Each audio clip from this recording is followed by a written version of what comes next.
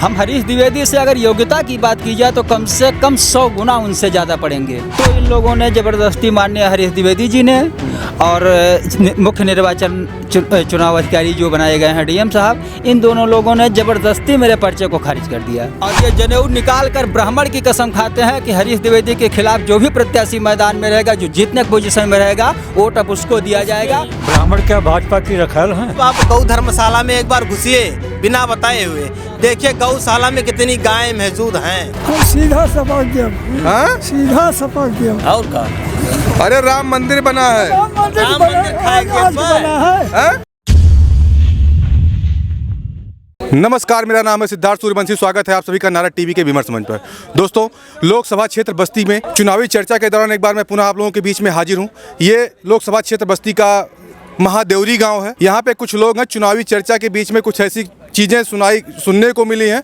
एक प्रत्याशी हैं, उन्हीं का कुछ पर्चा खारिज हुआ था, उसी को लेकर के हम चर्चा के लिए आए हैं और जानेंगे उनसे कि मामला पूरा क्या है। उसी को लेकर के हम बात करेंगे इनसे।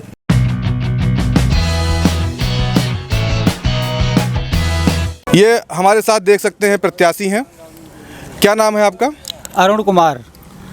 अरुण कुमार, पूरा क्या नाम? अरुण कुमार शुक्ला उर्फ बाबा मयूर दास के नाम से हमको लोग जानते हैं। हाँ, और पूरा मामला क्या है जरा बताइए आप। सर, मामला ये है कि मैं एमए बीएड हूँ और मैं आज भी ये चैलेंज देता हूँ कि मेरे समान पर्चा कोई भी प्रत्याशी भर नहीं सकता।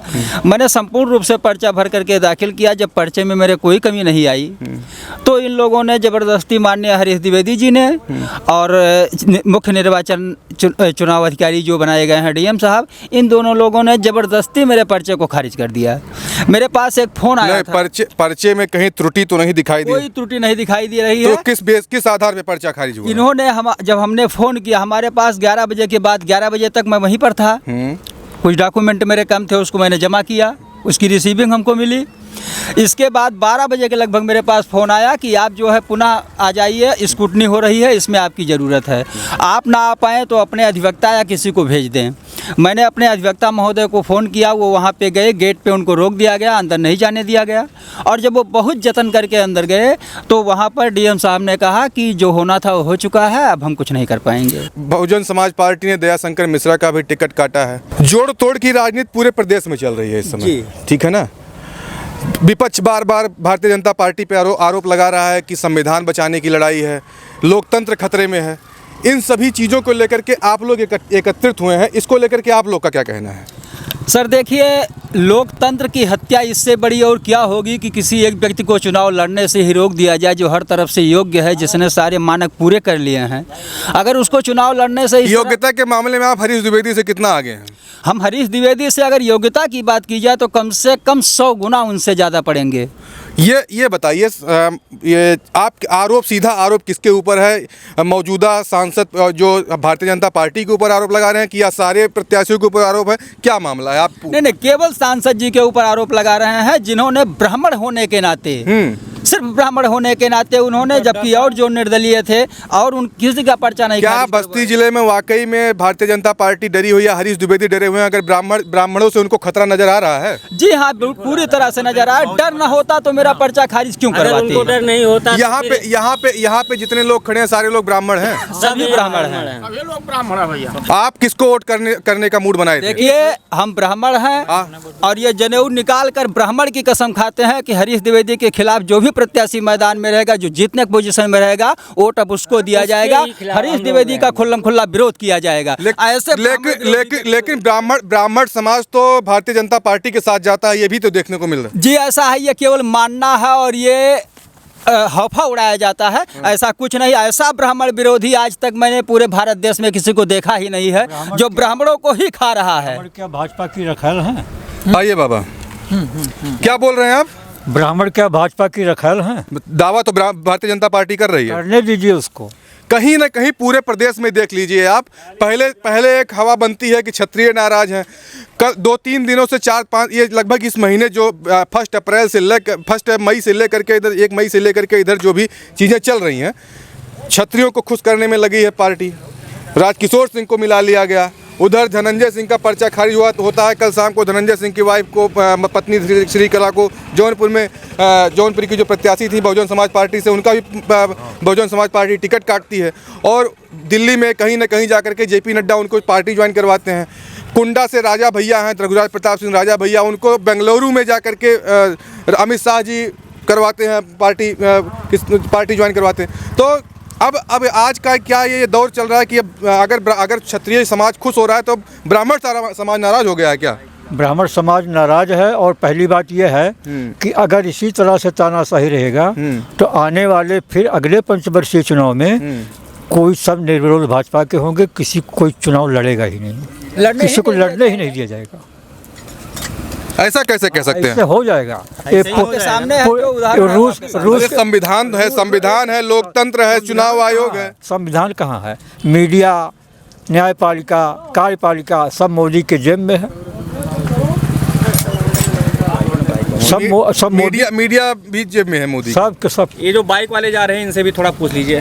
आ जाओ और तो और न्यायपालिका को अपने हाथ में ले लिए हैं। प्रचार कहाँ आइए भैया, आइए भैया, आइए बताइए कि क्या है, बताइए कि क्या यहाँ पे हम, जैसा कि हमें जानकारी मिली, मैं यहाँ आया तो ये मौजूदा प्रत्याशी थे। आप खड़े हो जाइए, इधर सामने आ जाइए। ये निर्दल प्रत्याशी थे जी, और इनका पर्चा ये आरोप लगा रहे हैं भारतीय जनता पार्टी के मौजूदा सांसद और प्रत्याशी के ऊपर और यहाँ के डीएम के ऊपर आरोप लगा रहे हैं। बस्ती डीएम और बस्ती के प्रत्याशी हरीश द्विवेदी के ऊपर सीधा आरोप लगा रहे हैं कि हमारा पर्चा सीधा ये हमारा पर्चा खारिज करवा दिया गया है बिना किसी त्रुटि के। मेरा सब कुछ अच्छा था, लेकिन उसके बाद भी इस पे आप क्या कहेंगे? इसमें क्षेत्रीय लोगों के ऊपर काफ़ी आक्रोश है इस बात को लेके कि अगर पर्चा भरने में कोई त्रुटि होती तो पहली बार होता है आदमी से त्रुटि, यानी पिछली बार भी है, मतलब 2014 में भी लड़े थे तो उसमें अगर त्रुटि कोई नहीं हुई तो इस बार त्रुटि की कोई संभावना बिल्कुल नहीं है। और जाहिर सी बात है इसके लिए पूरी तरीके से चूँकि ब्राह्मण हैं तो हरीश द्विवेदी ही जिम्मेदार माना जा रहा है और डीएम साहब भी जिम्मेदार हैं इसके लिए, क्योंकि अगर उस समय कोई त्रुटि थी तो तुरंत उसके लिए बताया जाता है। तो क्षेत्रीय लोगों में काफ़ी ज़्यादा इस बात को लेके आक्रोश है और इस बार हम लोगों ने निर्णय लिया है कि जो इनको हरा रहे होंगे उनको हम लोग सपोर्ट करेंगे। क्या क्षत्रिय समाज वाकई में हरीश द्विवेदी के साथ में नहीं जाएगा? नहीं, बिल्कुल नहीं जाएगा। क्योंकि ये कहीं ना कहीं दावा किया जा रहा है कि 20 तक 22 तक 24 तक लोग नाराज हो जाए, लेकिन 25 को वोट देंगे ही तो देंगे चाहे जो हो जाए। नहीं, ये सब मतलब मनगढ़ंत कहानियाँ हैं। हम लोग पढ़े लिखे वर्ग हैं, इसमें सारे जो बच्चे दिख रहे हैं सब ग्रेजुएट हैं। ऐसा नहीं है किसी के बहकावे में आने वाले हैं। हम लोग पूरी तरीके से उनका विरोध करते हैं क्योंकि ये आप लोग बस्ती में किस मुद्दे पर वोट करेंगे? अगर मान लीजिए हरीश द्विवेदी को आप वोट नहीं कर रहे हैं या भारतीय जनता पार्टी, अच्छा ये बताइए आपकी नाराजगी भारतीय जनता पार्टी से है कि या मौजूदा प्रत्याशी से है? नहीं, मौजूदा प्रत्याशी से है, भारतीय जनता पार्टी से नहीं। किसी पार्टी से हमारा व्यक्तिगत कोई विरोध नहीं है, लेकिन यह है कि पूरी तरीके से जो तानाशाही चल रही है, हमारा विरोध इसका है कि अगर वो प्रत्याशी हैं, वो 10,000 5,000 वोट या अपने किसी निजी मुद्दे पे वो चुनाव लड़ रहे हैं तो उनका जो टिकट खारिज कराया गया है, इसके लिए हम लोगों का वो विरोध है। लेकिन हरीश द्विवेदी दावा करते हैं कि हमने अगर किया है किसी के हमने विकास के नाम पे वोट मांगते हैं, जैसा कि वो विपक्ष के प्रत्याशी हैं राम प्रसाद चौधरी। उनको बार बार मंच से भी कई बार उन्होंने कहा कि हम अगर बात करते हैं तो विकासवाद की बात करते हैं, लेकिन विपक्ष के जो प्रत्याशी हैं राम प्रसाद चौधरी वो जातिवाद की बात करते हैं। नहीं, जाति और धर्म की बात तो केवल भाजपा करती है। ये हिंदू मुस्लिम कहीं कोई बात होती है इनको एक ही चीज़ दिखाई देती है, हिंदू मुस्लिम। और ये राम के नाम पे वोट नहीं, राम के नाम पे भीख मांगी जाती है। भीख मांगते हैं, ये वोट कहाँ मांगते हैं? ये तो भीख मांगते हैं सीधा। भगवान के नाम पे दे दे, अल्लाह के नाम पे दे दे। ये वोट मांगना है कि ये भीख मांगना है? ये भीख मांगती है भारतीय जनता पार्टी और हम लोग भीख नहीं देंगे और हिंदुओं को ब्लैकमेल करती है कि ये बताइए भारतीय जनता पार्टी हिंदुत्व की बात करती है, सनातन की बात करती है, गरीब की बात करती है, नौजवान की बात करती है, किसान की बात करती है, राम मंदिर की बात करती है, ठीक है ना? तो कहाँ कैसे कह सबका साथ सबका विकास की बात करती है, तो कैसे कह रहे हैं कि वो केवल एक वर्ग में बटी हुई है? देखिए, सबका साथ और केवल अपने अपने सांसदों का विकास। ये 5 साल में 5 करोड़ की संपत्ति वाला सांसद अगले 5 साल में 10 करोड़ की संपत्ति पर पहुँचता है। और हमारी जनता जिस तरह से पिस रही है, ना गरीब खुश है, ना नौजवान खुश है। नौजवानों का परीक्षा होती है, परीक्षा कैंसिल, पेपर आउट। अरे बेरोजगारों के साथ वो धोखा कर रहे हैं कि एक तो उनसे आपने पैसा लिया, फार्म के नाम पे पैसा लिया, और किराया उन्होंने खर्च किया, कितनी तैयारी करके वो बच्चा जाके परीक्षा देता है। आपने पेपर में एक बार निकाल दिया, परीक्षा cancel, paper out. Paper out तो इसका जिम्मेदार कौन है? वर्तमान सरकार जिम्मेदार है। क्यों पेपर आउट हुआ? बिल्कुल ऐसे पेपर आउट कर देने से कौन सी परीक्षा इन्होंने आज तक करवाई है जिसका पेपर ना आउट करवा दिया हो, जिसको ध्वस्त न कर दिया हो? उन्होंने पूरे प्रशासन तंत्र को ध्वस्त करके रखा है।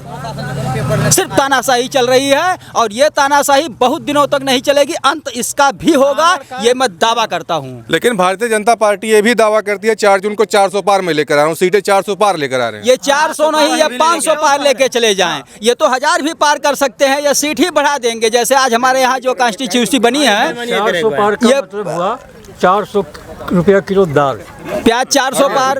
आगे आइए सामने आके बताइए, कैमरे के सामने रहिए। 400 रुपया किलो दाल हो जाएगा, 2000 रुपया सिलेंडर हो जाएगा चुनाव के बाद, 200 रुपया लीटर डीजल पेट्रोल हो जाएगा। ये सब 400 पार का मतलब यही हुआ। अरे तो ये भी तो देख लीजिए, ये भी देख लिए तो विकास भी बड़ी तेजी से हो रहा है। रोड बन रहे हैं, बड़े बड़े रोड बन रहे हैं, रिंग रोड बन रहा है, एक्सप्रेस वे बन रहा है। ये पहले रोड नहीं था। जैसा कि भारतीय जनता पार्टी जो सुनिए भारतीय जनता पार्टी दावा करती है कि हमने अच्छे रोड बनाए, अच्छे एक्सप्रेस बनाए। तो ठीक है, आप सामने आके बताएंगे, पीछे बैक में बताएंगे, कोई मतलब नहीं है। सुनिए आप अगर नितिन गडकरी की बात करेंगे तो नितिन गडकरी वही सरकार। सुनिए हमारे पिताजी घर बनवाए 1968 में, घर आज भी है। उस घर पे हम थोड़ा सा मेंटेन कर दे, घर चमक जाएगा। प्लेटफार्म जो बना के चली गई पिछली सरकार, उसी पर इनका जो फाउंडेशन बना के चली गई, उसी पर इनकी नींव खड़ी। नई सड़कों का भी तो जाल बिछाया है, ऐसा नहीं मान सकते। जो ये नई सड़कों का जाल बिछाया है। एक्सप्रेस वे की मैं बात करूंगा, या फिर एक्सप्रेस वे, रिंग रोड। बोलो। आप नई सड़कों का जाल बिछाए हैं, जो है यहाँ पे आप देखिए रोड बना है, ठीक है। यहाँ कितना पूरा गांव के जितने प्रत्याशी थे, जितने भी सब लोग हैं, ये गांव के खुद लोग मिलके रोड पूरा बनवाए हैं, ठीक है। ये कितने जब लोग सब लोग यहाँ प्रदर्शन करने लगे कि रोड बनना चाहिए ये, तब ये महादूरी का रोड बनाने, इतना धूल मिट्टी सबके घर में, सबके जगह पे सब जगह उड़ रहा था। कोई भी रोड पे आना जाना सब लोग बंद कर दिए थे। अभी देखिए फिलहाल में जो हमारा रेलवे स्टेशन बस्ती का रोड है, जब सीएम क्या नाम है उनका, योगी आदित्यनाथ जब आए थे तभी रोड बना था। तब से अभी आप चले जाइएगा, आधे 2 किलोमीटर का रास्ता, 2 किलोमीटर में आपको पौना घंटा लगेगा, पौना घंटा स्टेशन तक जाने लगेगा। अगर जो आपकी ट्रेन आप सोचेंगे कि 10 मिनट में हम पकड़ नहीं पाएंगे। वो जो रोड केवल सुनिए, जैसे कहने का मतलब ये है कि वही बहुत हसीनता वाली बात है, जो रंडियों को भगाने से रोड नहीं बनता है, ठीक है। वो अपने हिसाब से जो कार्य किए हैं, जैसे कहना हम विकास बहुत ज़बरदस्त लाएंगे, तो विकास तो किए हैं, विकास का दावा करते हैं, हरीश द्विवेदी विकास का दावा करते हैं, वही हम पूछ रहे हैं विकास है कहाँ? हमको दिखना तो चाहिए विकास है कहाँ है? आप कार्य तो गिनवाते हैं, वो गिना दी। हम भी पूछ रहे हैं, एक बार हमको भी बताइए ना कि विश्वास कहाँ है। मैं क्या बताऊंगा, आप जनता आप बताइए ना, हम क्या बताएंगे। अरे सुनिए, हम तो चलिए नवयुवक हैं, हम नवयुवक हैं, हम बता रहे हैं। आप श्रेष्ठ से पूछिए कि विकास है कहाँ, कहीं भी विकास है तो बताइए हमें, कहीं भी विकास अगर जो आपको दिखे तो एक बार, आप लोग मीडिया से हैं, प्रेस वाले हैं, कहीं भी आपको विकास दिखे तो एक बार हमें बताइए कि कहाँ यहाँ विकास है। कहते हैं हमने मेडिकल कॉलेज बनवाया, मेडिकल कॉलेज छोड़िए, आप अटल बिहारी ऑडिटोरियम बनवाया, क्या उन्होंने कई गौ धर्मशाला बनवाए हैं। आप गौ धर्मशाला में एक बार घुसिए बिना बताए हुए, देखिए गौशाला में कितनी गाय मौजूद हैं। 40 साल यहाँ घूमते हैं। बाबा यहाँ आइए, आप यहाँ आइए दादा, बिल्कुल दादा, एक बाबा हैं, इनसे भी हम जानेंगे कि सरकार इस बार वोट किसको देंगे आप।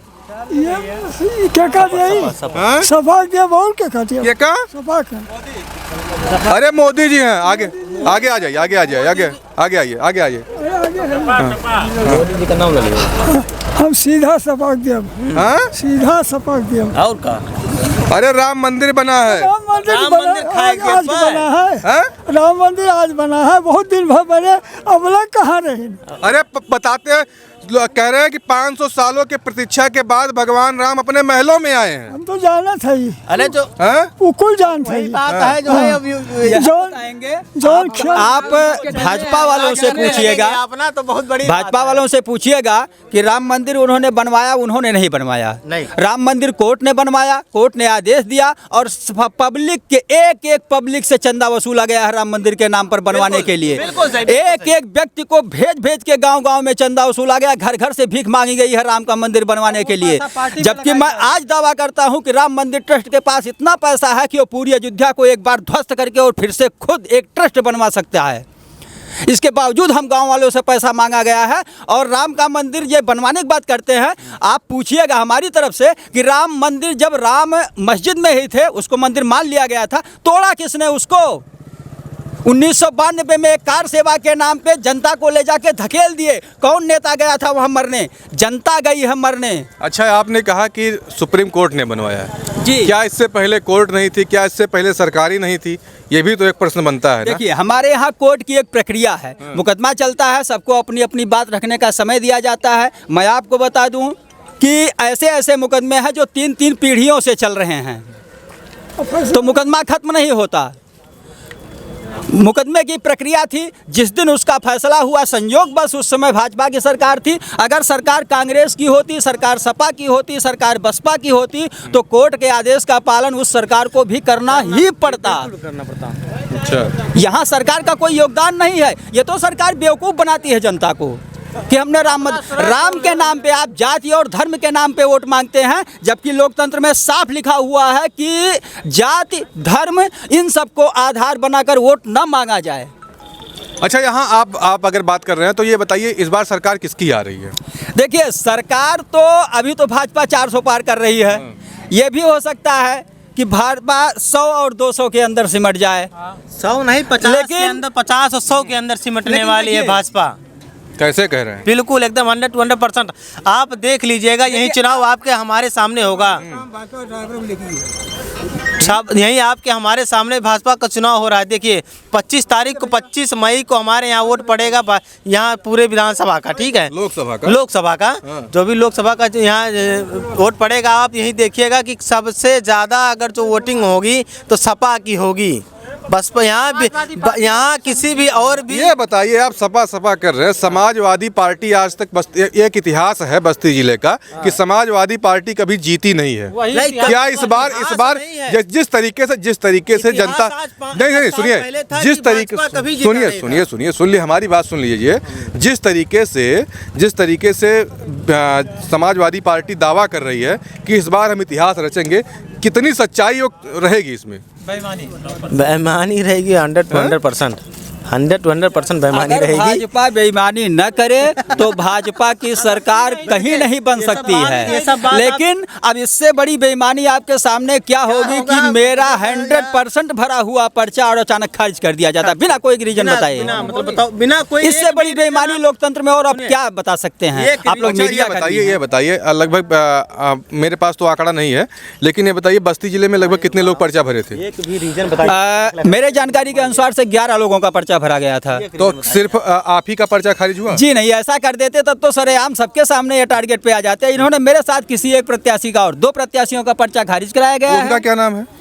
सर, उनका नाम तो हम नहीं बता पाएंगे, नाम अंकित नहीं है उनका, ठीक है, लेकिन 2 का खारिज हुआ है, 9 लोगों का पर्चा सही पाया गया है। ब्राह्मण की वजह से इनका पर्चा खारिज कर दिया गया। अच्छा, वो जो और भी 9 प्रत्याशी हैं वो भी किस जाति से आते थे? देखिए, जाति की बात तो अलग बात देखिए जाति की है, बात यहाँ जाति के लिए ही आप लोगों ने, क्योंकि आप सबसे पहले यही कहा आपने, आप ही की बात मैं कर रहा हूँ कि मैं ब्राह्मण था इसीलिए मेरा पर्चा खारिज हुआ है जी, ठीक है। अगर मैं किसी और जाति का होता तो मेरा पर्चा ना खारिज होता, यही तो आपने कहा पहले जी। देखिए, इसमें इनका जो तर्क है वो ये है कि मैं ब्राह्मण था, इनको ये डर था कि इनको जो भी वोट मिलेगा वो ब्राह्मणों का मिलेगा, क्योंकि अपने भाई बंधु के बीच में लोग वोट मांगते हैं, पहले हम बाहर तो वोट मांगने जाएंगे नहीं। और अगर कोई मुस्लिम है, कोई यादव है, इनको ये महसूस होता है कि वो मुस्लिम का वोट काटेगा, वो वोट हमको वैसे भी नहीं मिलना है, तो इसलिए उसका पर्चा खारिज करवाने की इनको कोई आवश्यकता ही नहीं है। वो तो ऑलरेडी वो दूसरे जाति का वोट ले रहा है। इनके दिमाग में जाति और धर्म के अलावा, जहाँ तक आपने विकास की बात किया है, विकास और विनाश में केवल एक शब्द का अंतर है, का और ना। तो ये का को हटा दिए हैं, ये सिर्फ ना की बात कर रहे हैं। ये लोकतंत्र का विनाश हो रहा है। आप इस चीज़ को यकीनन मानिए, आने वाले समय में आप देखेंगे कि लोकतंत्र पूरी तरह से नष्ट हो जाएगा। हर जगह भाजपा के निर्विरोध कैंडिडेट जीतेंगे, पब्लिक को वोट देना ही नहीं पड़ेगा, सरकार बनती चली जाएगी।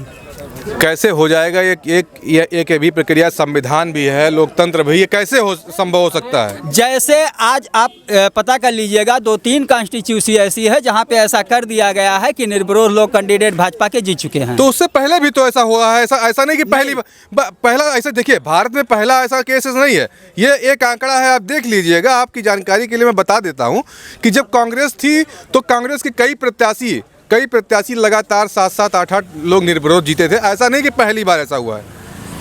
ठीक है, जहाँ तक आपने यह बात कही, तो उस समय नोटा की व्यवस्था हमारे संविधान में नहीं थी।